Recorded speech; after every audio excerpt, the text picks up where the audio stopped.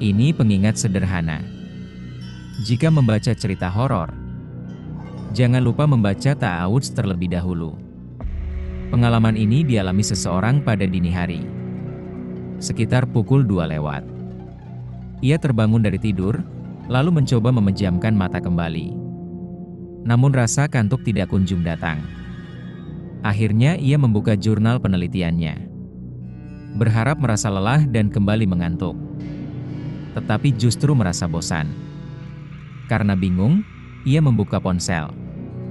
Tanpa sengaja ia membuka sebuah thread.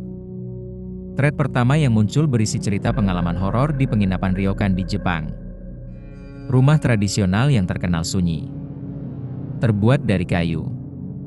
Memiliki lorong panjang dan pintu geser. Ceritanya terasa menarik. Ia membaca perlahan. Tanpa sadar, ia ikut terbawa suasana.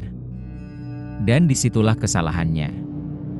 Ia lupa membaca ta'awudz sebelum membaca cerita tersebut. Setelah selesai membaca, suasana kamar terasa berbeda. Awalnya hanya perasaan tidak nyaman. Kemudian terdengar suara kecil dari kamar mandi. Seperti suara air di ember yang bergerak pelan. Ia mencoba menenangkan diri. Mungkin hanya imajinasi. Beberapa menit kemudian, terdengar suara benda bergeser di ruang tamu. Pelan, seperti ada yang memindahkan sesuatu. Ia mencoba memastikan keadaan.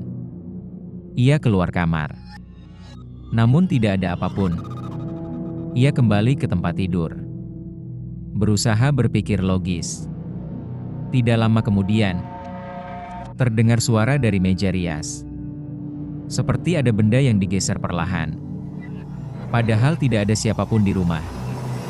Suasana semakin terasa tidak nyaman. Lalu terdengar suara benda jatuh di ruang tamu. Suara kardus yang jatuh cukup keras. Suara itu sangat jelas. Seperti benar-benar ada benda yang terjatuh. Ia segera memeriksa. Namun tidak ada satupun barang yang berpindah. Tidak ada kardus yang jatuh. Waktu sudah menunjukkan sekitar pukul 2:30 pagi. Rasa takut mulai muncul.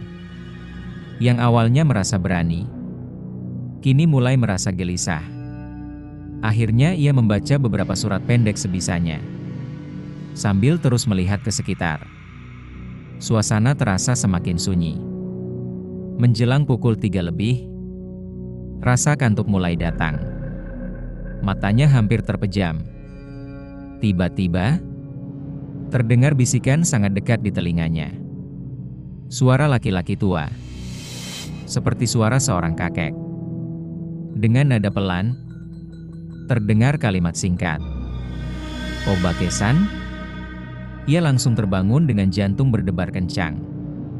Tidak ada siapapun di sekitarnya. Sejak saat itu, ia tidak berani memejamkan mata lagi. Ia tetap terjaga sampai menjelang subuh.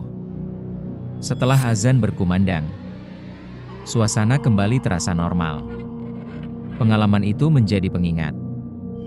Terkadang, hal kecil yang terlupakan bisa membawa rasa takut yang nyata. Karena itu, jika membaca cerita horor, jangan lupa membaca ta'awudz terlebih dahulu.